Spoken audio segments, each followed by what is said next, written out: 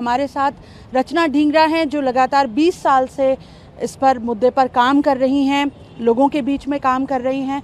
रचना, मुआवजा, इलाज, इंसाफ और इन 38 सालों का कैसे क्यों ये त्रासदी खत्म नहीं हो पाई, इन पॉइंट्स पर अगर बात करें। सबसे पहले शुरुआत करें क्योंकि यहाँ भी जो लोग जमा हैं वो मुआवजे को लेकर सबसे ज़्यादा परेशान हैं। तो किस तरह से ये त्रासदी अब तक बरकरार रही है? ये त्रासदी इसलिए बरकरार रही है क्योंकि हमारे राजनीतिक दल में, किसी भी राजनीतिक दल में कोई इच्छा शक्ति नहीं रही है कि जो कंपनियां इसके लिए जिम्मेदार हैं उन पे कोई कार्रवाई की जाए।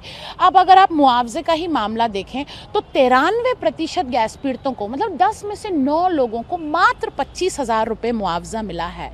और वो मुआवजा मिलने में भी उनको सालों लगे हैं, जिंदगी भर की तकलीफ के लिए। ये उसके बाद जब यूनियन कार्बाइड को अच्छे से मालूम था कि किसी को अगर MIC लग जाए तो उसे जिंदगी भर तकलीफ रहेगी, चाहे उसे प्रॉम्प्ट ट्रीटमेंट मिल भी जाए।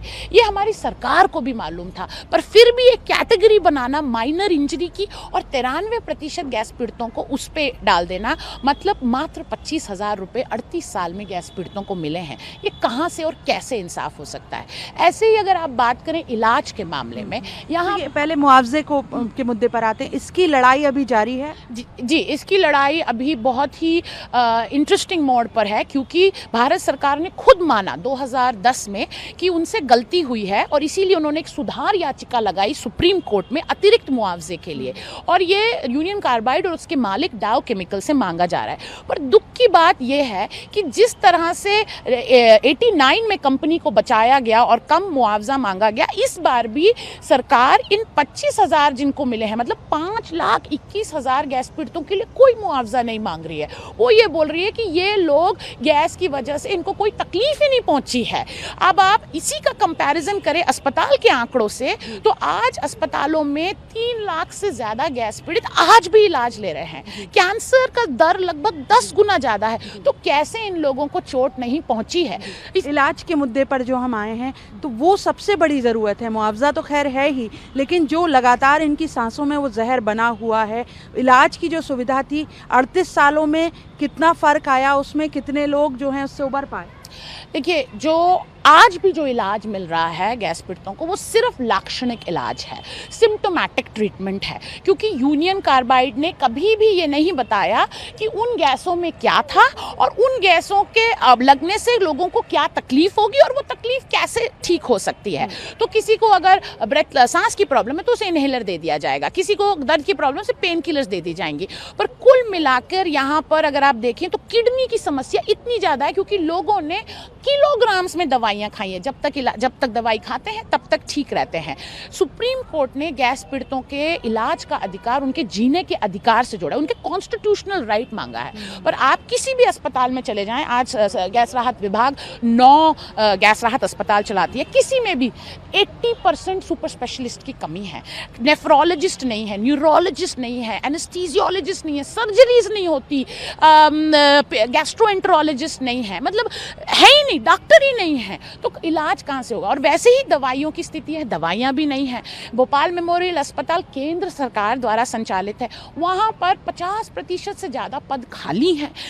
16 में से 9 विभाग बंद पड़े हैं। कैंसर का विभाग बंद पड़ा है, न्यूरोलॉजी का विभाग बंद पड़ा है, किडनी का विभाग बंद पड़ा है। तो गैस पीड़ित जाएँ तो कहाँ जाएँ? ना उनको उनकी चोट के लिए सही मुआवजा है, ना उनके बीमारियों के लिए कोई मरहम है। असर की बात करें, 38 साल बाद तक भी क्या वो जहर बना हुआ है, असर दिखा रहा है? अभी हाल में national institute for research on environmental health ने एक अध्ययन किया था गैस पीड़ित माताओं को जन्मे बच्चों पे, और उन्होंने ये पाया कि गैस पीड़ित माताओं को जो बच्चे जन्मे हैं उनके अंदर 9 गुना ज़्यादा जन्मजात विकृति है अगर उनकी तुलना की जाए उन माताओं के बच्चों से जिनको गैस नहीं लगी है।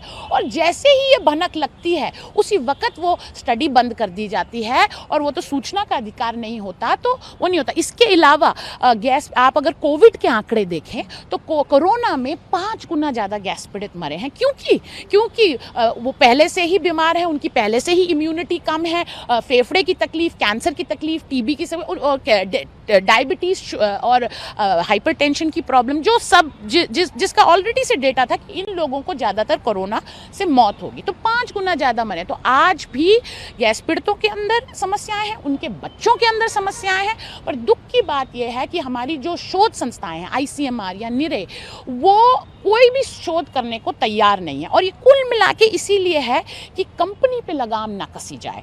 अब अगर इसीलिए ऐसा कौन से देश में होता है कि 38 साल बाद 25,000 लोगों को मारने, 5 लाख से ज़्यादा लोगों को घायल करने के लिए एक भी इंसान, एक भी कंपनी, एक भी मिनट के लिए जेल ना जाए? ये हम क्या मिसाल दे रहे हैं अपने देश के लोगों को कि गरीब लोगों की कोई कीमत नहीं है, कि कंपनी के जहरों से मरने वालों की कोई कीमत नहीं है, क्योंकि हमारे लिए ज़्यादा ज़रूरी है कि पूंजी निवेश हो। और आज जो दिल्ली की हालत है वो भोपाल की हालत जैसे ही है। वहाँ पर भी एक गैस चेम्बर बन रहा है क्योंकि हम इंडस्ट्रियल पोल्यूशन पे कब्जा नहीं कर पाए हैं। और जब तक भोपाल के लोगों को इंसाफ नहीं मिलेगा तब तक ये मिसाल नहीं बदलेगी। और मिसाल बहुत ही ख़राब है कि कंपनी आए, लाखों रुपए मंत्रियों और जजों को खिलाए, कारखाने लगाए, प्रदूषण फैलाए, गैस निकाले, लोगों को मारे और 25,000 रुपये देके यहाँ से चली जाए, और फिर नाम बदल के डाउ केमिकल होके इस देश में पूंजी निवेश करें।